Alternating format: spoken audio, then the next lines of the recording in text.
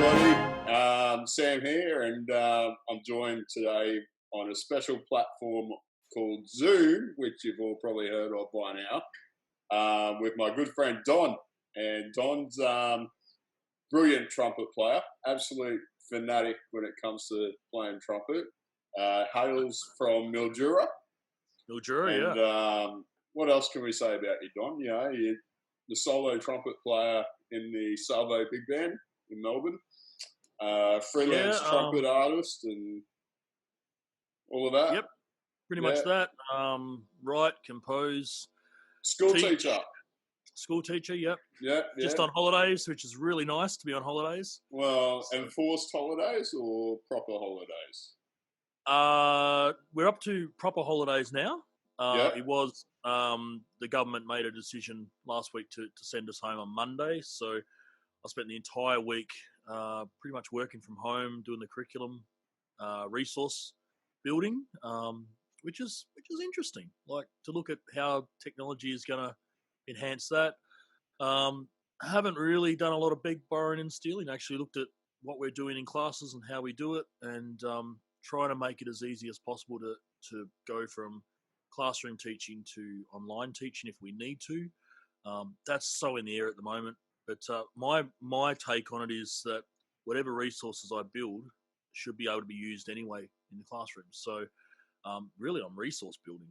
That's the way I'm looking at it. But yeah, a bit of an enforced holiday for 3 weeks we get. So we had 1 week of working at home and then 2 weeks now of holidays, and see what happens after that. It's a bit of the unknown at the moment. So yeah, just a little bit. So it must be good working from home. You can work in your PJs, and you can, you can eat whatever you want in front of the kids. And well, the funny thing about eating is that I've eaten less this week than I normally eat, but eating good food. So, like Mildura, as you said, isn't a big place. It's about 50,000 if you look at surrounding areas as well. So it's a regional town. But we have our own food bowl and stuff. The supermarkets are like every other supermarket, Sam. Yeah, there's not a lot of toilet paper. And I've got some here. Yeah. Well, yeah, we may need to get that down. Would you here. like a sheet? I'll give you. Yeah. There you go. A mate of mine the other day actually worked out the maths of that thing. I was like, "What are you doing?" Yeah, well, but yeah, it's a bit scary. But other than that, like we haven't really had much to do except for work. Obviously, we've got the same restrictions that everyone else has in the country, as far as going out and stuff. I've literally. Is there anywhere to go out in Mildura? It's beautiful up here, man. You seem to get out when it's involving going to another town. But yeah, no. Look, there's some great restaurants up here. There's we have. Well, they're all shut, mate. Well, at the moment they are. That's the problem. We've got culinary restaurants. We've also got your good old pub meals and stuff, and there's cinemas and all that sort of stuff to go to. It's usually there's nothing at the moment. So my DVD collection, my Netflix is going to get a smash. My CD collection and iTunes is going to get a smash in the next couple of weeks, and I'm actually really enjoying sitting at home. I don't usually stop, as you know, and you're a bit the same.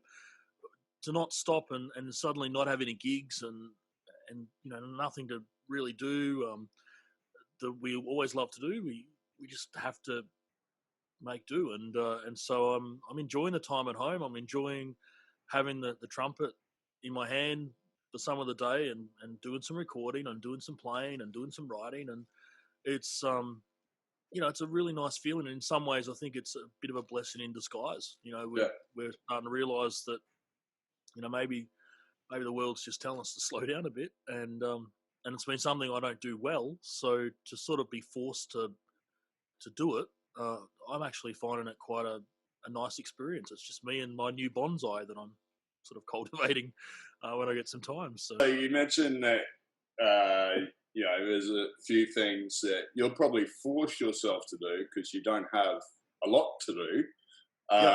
Do you have an agenda? Is there some stuff you want to get done? Yeah, well, this holidays it is both that. It is to play some stuff, try and get some recording stems done. A lot of guys, we're pretty adverse in recording stuff at home now and stuff. And I've got a little studio here and stuff. So it's not that we can't do recordings. We just have to do it differently. We've got to do it remotely. We've got to think about things a little bit more. So there's a couple of things that I'm doing with a couple of groups for that. But really, for me, it's about maybe getting down some ideas that I haven't got down yet on tape or on digital as we do now. And doing some writing, and as like once you get into the bug of writing, you start writing, and that's it. Your hours go. And the other night was a case like that where I started writing some big band charts for some future stuff that we were going to be doing, and we don't know if we're doing it now. But hopefully, by the time that the gig comes, it's there, and just be able to sit down and start writing. And before I knew it, it was 1 a.m. or 2 a.m. in the morning. I'm like, wow, that's crazy. Trying to catch up on some work that has been sitting there that I just haven't had time to really tackle, and playing as much as possible, just to and watching. Like I've been watching online stuff. I'm a big fan of Arturo Sandoval and Tom Hooton and those sort of guys, and so watching what they're doing, trying to emulate some of their ideas and concepts. There's 24 hours in a day. I need to sleep for apparently 8, which I never do. Well, it's a good chance to start. Well, I just checked my Fitbit this morning. This week I've slept 7 or 8 hours every day. It's weird, which is great because I needed to. But I don't know what it's like up in Queensland at the moment, but we have the restrictions where we can go out if we want. We just can't congregate, So if I wanted to go for, and this is going to sound funny, but if I wanted to go for a run, which I would be walking very fast if I was going to do that, I can go out and exercise, and I can go out and get some sun. It's beautiful here today. It's going to be 31 degrees, and so it's ironic, isn't it? Well, Mildura's got more sun than the Gold Coast apparently, and that's apparently their thing. Well, the Gold Coast has probably got more cases than Mildura, mate. Well, that's right. So you've got the beach. We've got the river, and so to be able to go down the river and walk and just socialize with myself, or someone 1.5 meters away, is okay, and that's keeping our positives up. You could always take a photo of yourself and put it 1.5 meters away. Just on a selfie stick, walk the selfie stick up. But like we can still exercise and we can still do that stuff, and I think it's important for our mental health, and especially as musicians, that we're doing stuff like this, where we're reaching out to people, we're having a chat.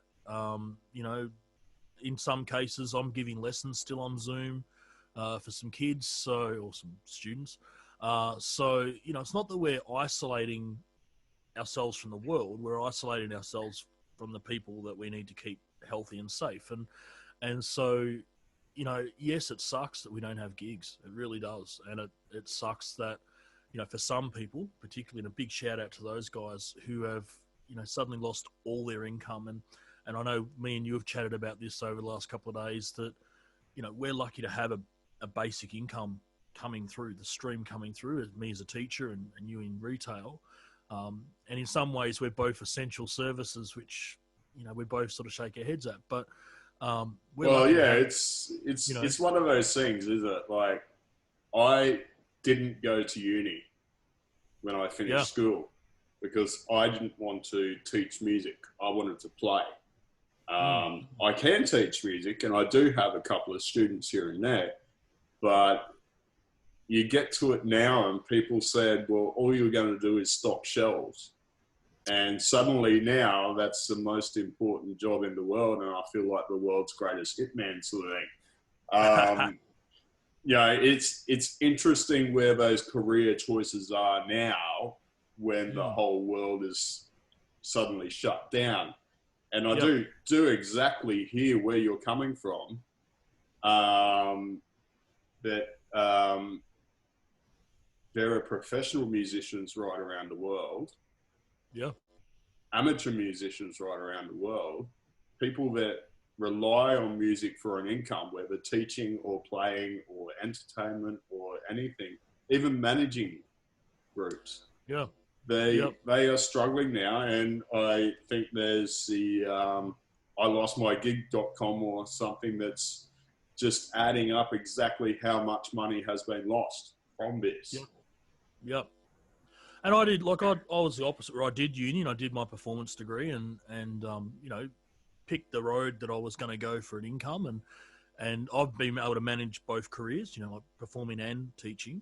But at the same time, you know, like I know a lot of the guys who are really struggling at the moment, and it's hard to watch. It's one of those things where when you personalize it, it's hard to watch your mates go through issues. And you know, like that's why any opportunity that if someone's online and they're performing, so as soon as something pops up where it's like, you know, can you give $5 to $20 for a gig? I'm in a position where I can pay to watch that. So for me, I'm like, I'm going to support my mate, and that's I think the key thing about this stuff at the moment is it's, and as you said, you know, like now the people who are in retail, who are in hospitality, those sort of positions where we're seeing that that they're really struggling for work in some cases. And I'm really happy to see some of the retail chains offering work for extra people. Obviously, it gives less stress for people like yourself who are working all the time. But, you know, when you look at those jobs and people, and especially as an educator, you know, the drive is, I'll get people to uni or get people into a career or get people into a pathway for us. And that's great. But now we're starting to see those jobs that we thought were not as important are really important. And you know, and it's like healthcare. You know, like I look at all the doctors and nurses I know, and I think, man, the stuff they must be seeing, experiencing, having stuff said to them by professional organisations, but also by patients. You know, that's a key job. And I keep on shouting on Instagram every time I make a video in the last week. I've been shouting out to them because they're doing an amazing job, and without them, the world cripples. And we're starting to see now those basic fundamentals of how the world works is that, you know, it's not the highly educated people that in some cases are making the best decisions, and we need to take heed of that. And I'm just, I haven't left the house in a week, but I tell you, the people who are working in retail, I've got family that works in retail, and I've got family that works in childcare. You know, both of those are still going, and you sort of sit there and go, I'm isolated at home because I want to do the right thing. My own family is out there doing what they need to do to keep the place running. So, you know, my heart goes out to the musos who have got no income, and I, you know, any opportunity I get to support them and do stuff with them is great. And, you know, the other thing about it is that we just want to keep on playing and writing. And, you know, I've seen you've been posting videos of stuff you've written by different bands. And by the way, that Living Waters is a nice flugel chart. I It's probably not should bad. perform. Goes all right. I probably should perform that with you one day. But you know, those sort of things are up, and I'm now putting up little videos of stuff that I'm doing at home, and, you know, just to keep people aware that the music doesn't die, even though our incomes are. And I think it's important for us to, you know, more than ever, is to sit back and go, look, how do we make this music thing still continue for people, where that is what people will reach for. And the arts sector in the government, I'm not getting political, but, you know, the arts sector in the government sort of been shoved into the transport portfolio. And, you know, what are we looking at now? Transport's a really important asset to Well, the of course country. it is. We need to get to our gigs somehow. Yeah, well, that's right. You know, we need to pay for our fuel, but Yes. at the moment, you know, transport's a big thing, getting things around the country, and I sort of go, well, that's great, but so are the artists. And you know, I think if we miss both, if you take one of them out of that portfolio, you actually miss what it's about for us. And that's, you know, we have to travel to get to where we go. I mean, you know, in my case, I live in a rural city. I do Melbourne at least once a month. Queensland a couple of times, which I must come up again. You know, Always we were talking, welcome.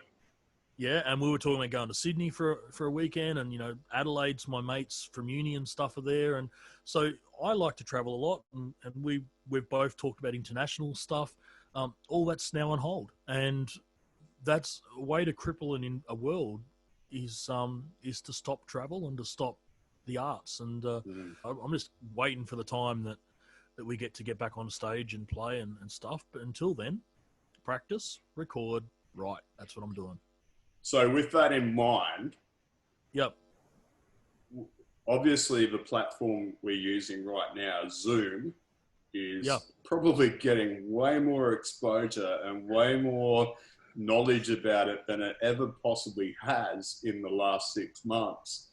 And now everybody knows what Zoom is. Everybody knows what Zoom does. And we're not talking about transport. We're talking about the platform of live streaming and video calls, conference calls, and everything. Now, there's a common myth that I've seen people try and do where they can jam on Zoom. Yes. Now, just to test this, let's see if we can clap in time with each other. Ready? All right, 2, 3, 4.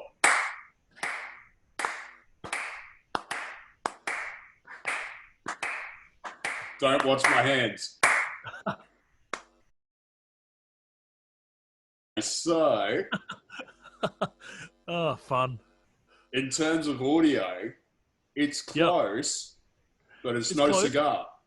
There's still that little split second, isn't it? I think for us, and I think it's, and I've been looking at this a lot over the last week. I think there is going to be a delay. Obviously, there's latency with what we do. There's little tricks and things that you can do. And I'm a bit like you. I'm still learning the program. So, at the moment with my lessons, it's, I'm adopting. If people know how to do this, by all means, send us both messages on to make this work. But I'm adopting this. I don't play when someone else is playing lesson approach. Now we sort of do that in the real world, but we don't do it as much. We tend to play a little bit along. It's really interesting to have to actually actively listen all the time. And that's a completely different approach to teaching now, isn't it? Yeah, well, for me it is. And often, I'd be looking for or hearing, probably more than looking, hearing different things, like hearing the tonguing and hearing the, the valves and stuff with a student next to me or whatever it is. It's a bit like if you were a swimming coach. Yep. If you're teaching kids to swim, you're in the pool with them. But if you're teaching serious swimmers, you're not actually in the pool. You're out of the pool watching them and you're timing them, sort of thing. It's the same sort of thing, I think. It's interesting is where you put the camera. Like if I'm playing on a camera, and if you put the camera sideways, you can sort of have an emulated lesson. But I'm watching a lot more closely on what's going on around the embouchure for trumpet players. I'm hearing. The other thing with hearing is you've got it. Like I've got pretty good quality studio speakers here, so I can hear stuff that sounds pretty good. But if you're hearing it through headphones on a laptop or whatever, what's the quality of the headphone? Is the microphone in the computer picking up the sound as you would like to hear it? There's a whole lot of things that you've got to think about. And so, it's one of those things where I think it's changed the way we teach a little bit. But as the technology develops and as internet speeds, which won't happen in Australia, get better and better and better, we can sort of get there a lot easier. And I don't know, maybe Zoom works differently in Europe where the internet speeds, or Switzerland or wherever it is that's got the fastest internet speed this week. Maybe it works differently there where the latency is less. I don't know. But at least where we are in Australia, at least where I am, and probably where you are, it's what it is. And so part of this is, we have to work with what we've got. There are a couple of other programs out there that could be used as well. One that springs to mind is Jamkazam. The catch is with that to make sure there's no latency with speed or the audible difference. They do recommend using an Ethernet cable straight in from your router so that you're not relying on Wi-Fi or the quality of Wi-Fi. I think there's a couple of other ways of doing it too. I've been watching a lot of these videos that pop up of bands that are actually multi-tracking now as well.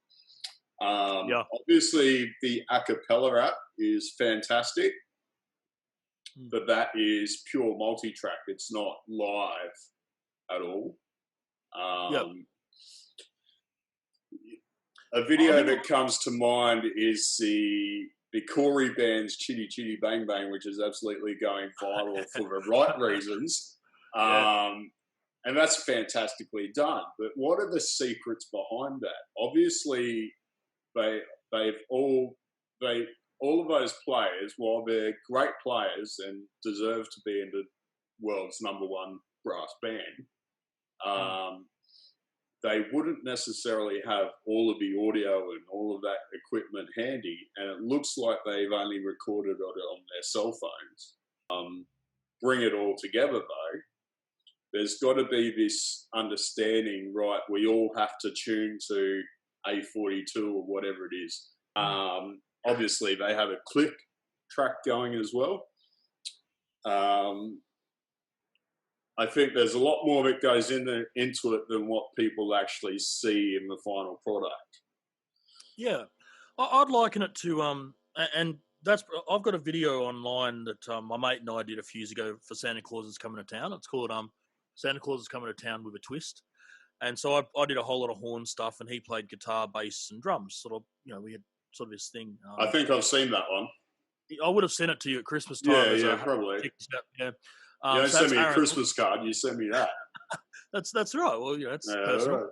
Right. Aaron Lee's his name, and we did that a few years ago. And I'll tell you that it took 2 nights to record my stuff because I flew in from Melbourne, did a recording session at his house, went away again, then come back and did the second sort of install. So you can see there's 2 shirts in the thing. It makes it just look like there's 2 different people.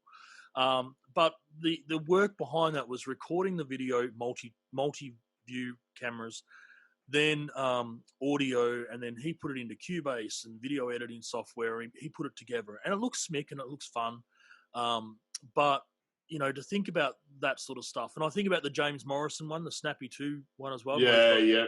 Big man by himself. That is like that sort of stuff is just above board. What we're talking about here is guys taking videos of themselves, probably sending them to someone who's going to edit it. They put it together and they make a really cool package. And I don't exactly know what the process was for Corey. And I agree. I think it's a really cool track, and Corey, what a band. But I think there is a lot of work, and I liken it a little bit to composing, Sam, and you can probably address this as well from your end. We sketch, we write, we go and do the product, and we edit and stuff, and maybe get feedback from other people, whatever it is, and constantly researching. And then, in your case, especially with the number of pieces you've had published and played now around the world, what we hear is the end product of a process. And it's, I actually liken the recording process to writing, and and as we've spoken about a lot, and we all have a process that we follow, and it might be slightly different in the way we do that, but we all have that basic sketch, write, edit, publication aspect of it, get it done, and then hopefully people buy it at the end or play it at the end. And what we hear might be a little bit different to what we intended in some cases. Depends on the band, but that's depends on the culture too. Yeah, so every band plays different depending where they are. So I guess the question to throw it back at you then is, when you write in that process, and I know you're sending a lot of stuff to Judd Street now and stuff. Are you writing with the intention of a band in some cases, or are you still writing, general setting, or what's the process for you doing that? One of the things about sketching is you need to know what band you're writing for before you start. So a lot of that comes with what your idea is. The idea is that if you have some whiz-bang, funky piece of rubbish that you want to sketch down on paper, hopefully it's not rubbish, hopefully it does eventuate into something good. But in order for it to be something good, you need to aim it at musicians that can play it. What's up here is going to be different to what comes out here, because what's in your mind, what your interpretation of what you want, will be completely different to the player's interpretation because they're going by what they know. You need to write for your audience. You need to write for your players. And that's one reason why Corey Band, being one of the best bands in the world, essentially, they recorded a movie song, Chitty Chitty Bang Bang, because everybody knows it. Everybody knows the movie. They've been there. They know it. Even the movie buffs that don't like brass bands know the song. If they were to sit there and do a multi-track recording of some stage march that they use for a contest, everyone's like, all right, scroll down, next. On that subject, though, at the moment where we don't have a clear mindset on how long we're going to be stuck in our houses, how long bands are not going to be rehearsing, how much of a disconnect is there going to be between musicians by the end of this? Some of my thoughts, even though I love to write, some of it seems like, what's the worth in writing something now if it's not going to get played for 6 months or even a year? We need to understand that while people, they're going to have 6 months break or whatever, and if all the writers in the world suddenly use this time creatively and pump out chart after chart after chart and send it to every man and his dog, there's going to be a stack of new music when we all come out of this, but there's only so much music that every band can play. They're not going to be fitting in 20 pieces in a program. They're not going to, and on that topic too, you know, it's going to take the audience time to learn this new music. You know, they're still going to want to go to a Mildura brass band concert and hear the floral bands because that's what they associate. Maybe not in Mildura, but at least in Manchester, maybe. Well, I mean, I think you're right there, and in a case that there's going to be a lot of new music, it's interesting as a composer, so someone who's actually written a lot of jazz tunes, for instance. One of the reasons I want to record so much is because they've never been played. Like a lot of those tunes sit there in my catalog, and you know, and I've registered and stuff, but they're not being played out for whatever reason. You know, some of them are just not the right time to play them, not the opportunity to play them. I tend, as you just said, you know, like jazz people that I play in the circles with at the moment like to hear the standards. I get your point, and I think yes, it's going to be a bit of a funnel where a lot of music gets lost. What it does, I guess, do is set up for the next 15 years of banding. Maybe a new generation of banding can pick up some of those pieces. You know, your junior bands or your intermediate bands can use them as complex pieces, or we write for that. I tend to write a lot for at least brass band stuff down the middle of the road because that's where I'm at with that journey of brass band writing. But you know, my big band stuff is sometimes a little different. It depends on, as you said, on the audience. I think there's going to be a lot of music. That's a given. There's going to be a lot of people who maybe who aren't as proficient at practicing and want to practice as much in community band, especially, who will be a bit lost when they come back. You know, like they'll have the connection with their friends, but playing ability and technical ability may be a bit lost. And that's my encouragement for those guys is now's the time. Now's the time to get an Arbin method and work on it and get help from people who are better players. And it doesn't matter if you're a professional trying to keep your chops up or, you know, a backyard player or an older player who's coming back into brass banding or community banding, concert bands or orchestras. You know, come at where you enter your thing, your craft, and then learn and develop. And you know, even myself, who plays quite a lot and does a lot of playing, and you do quite a lot of playing as well. But I occasionally like to speak to people who I consider better players to pick their brains and talk to them. And now's the time to do that. Now with this technology, people can pick people's brains and say, look, I just want some advice. I want some help. Never be afraid to ask for that help. Where you're right is there's going to be a massive funnel of music that's going to be written by people. But I think in some ways too, and I know we sort of write for different circles as some others do in the salvo settings and stuff. There's a certain element of story and emotion and maybe spirituality that's going to come in our writing now because we are in a different time. Absolutely. And even for us as sort of Christian writers as brass bands as well with the salvo stuff, the reality is that our churches have been shut down. Our bands that we often outlet to have been shut down. So our writing's going to change as well. And I think in this time in the world, I think we are searching for peace and hope in our writing. And I think that's why we need to write. We need to write because it's part of who we are. And then when the time's right for that to be played, that's not up to us. That's up to whoever. I think one of those pieces that is absolutely influential in this frame of mind and mindset is thinking of Eric Ball's Triumph of Peace. Yeah. That was written on the edge of World War One. Yeah. What a piece. They were probably in such a lockdown situation like we were. Young kids were being told to go to war and lie about their age and all this sort of thing. This is the same sort of context. While it's not a war on violence, it's a war on a medical event that could still potentially take quite a lot of lives.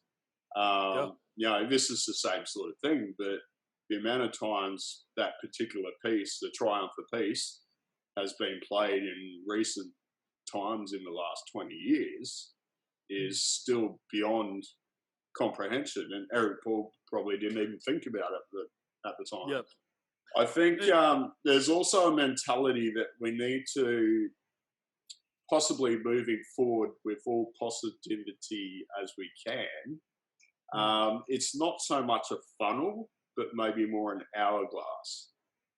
Oh yeah, yeah. It's not all these pieces coming in like that. The pieces have to get through to the bands. The bands will use it. It's a matter of time. You mentioned that once this all blows over and we're all able to socialise and have barbecues and street parties and stuff without being criticised for it, when bands are back in operation, I sort of feel that there's going to be more of a need for community than ever. I feel that there will be more people keen to do things on a community level, and music is one such way. While people probably don't realise that right now, I've seen ads from music shops selling instruments saying, you've got no time on your hands. Now's the perfect time to learn an instrument. Drive the neighbours nuts while you're trying to, for 6 months, drive them nuts. If anyone wants drum lessons, come and see me. Well, don't come and see me, Zoom me. But what a time to be alive, because if this is true, there is a huge premise not only on community bands and church ensembles themselves, but for writers. Like, it's not a funnel trying to get your chart through. Your chart will come through on the other side of the hourglass. Yeah. And I like that. Two things I like about the hourglass thing. Once there is that resolution at the bottom. Second thing I think about with hourglasses is that each speck of sand is really important. We watched the last bit, and I think it's interesting. I often have in a humanities class that I teach when we talk about history and stuff, kids often will say, why do we need to know this? Why do we need to know about the plague? And why do we need to know about world history and World War I and II? And now's the time. That's why we need to know, because of Mm. what's happened in the past. We're now seeing this in a different light. And I think my heart goes out to people in Italy and America and Europe and Asia, Asian countries where there's been a mass death rate, and I just think, man, that's in 21st century world. It is just not, you can't comprehend it. So, but at the same time, I go, well, what is history teaching us? And history is teaching us that out of these things comes a renewal and a rebirth, and in both nature and in humanity. And I think you're right. Like once this all happens and people do come out, and I implore people, if they're learning an instrument, go and join when the time is right. When we get back on there, go and join those community bands. Unless you're sick.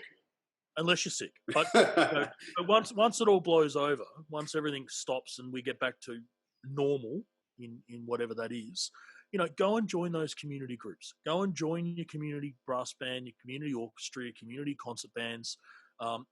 Make an ensemble. Let's do this. Let's actually bring my personality, my emotion, my life, my story to this band, and that way, we will see this resurgence of stuff. And I think, with the music that's coming out, I think we're going to hear new stuff. We're going to hear new composers who maybe have never composed or written before, have suddenly thought, well, I've got time, I might learn how to do this. And hopefully, that baton gets passed down then. And with those guys, again, encourage you, speak to the people you idolize, who are, well, not idolize, but look up to as composers, and try and contact them and say, look, I need some help here. I'm inspired by your work. Where do I start? That's the sort of stuff you need to do. And what it's going to do then is form this sort of community grouping where I think people are going to be a little bit more open to talk and share. And if that's the case, great. Something positive comes out of this. But who knows? So I think positivity is going to be key. Yeah. Not A flat major or A flat minor. It's positivity. That's the key. I think we'll have to wrap this up in a sec, Don. Otherwise, we'll probably be talking about it all day. But I'm very reminded of a meme that comes to mind at the moment that's been circling around, and we were so excited right around the world for it to be the 20s again, particularly jazz musos. The 20s, the roaring 20s was where it was at. But when you consider what happened in 1920, there was a global pandemic, the stock market crashed, the government forced bars and clubs and entertainment venues to close, and jazz was popular.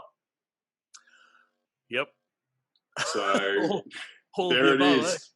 There it is. All right, Don, we'll wrap it up, mate. It's good to chat you as normal. So thanks, Don. Thanks, everyone that's having a good listen to this. And hopefully we can create a bit more content like this with guys like Don. And, everybody stay healthy, stay safe, and there's not much more to it. Just, I think the main thing is stay healthy and stay positive at the moment. So say hi to everyone in Mildura for us, Don. That's you and your dog and your cat and your...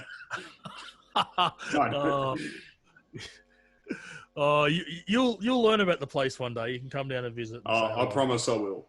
I promise. Yeah, I'll aim to get up to Queensland. 2030's a year, mate. 2030? Done.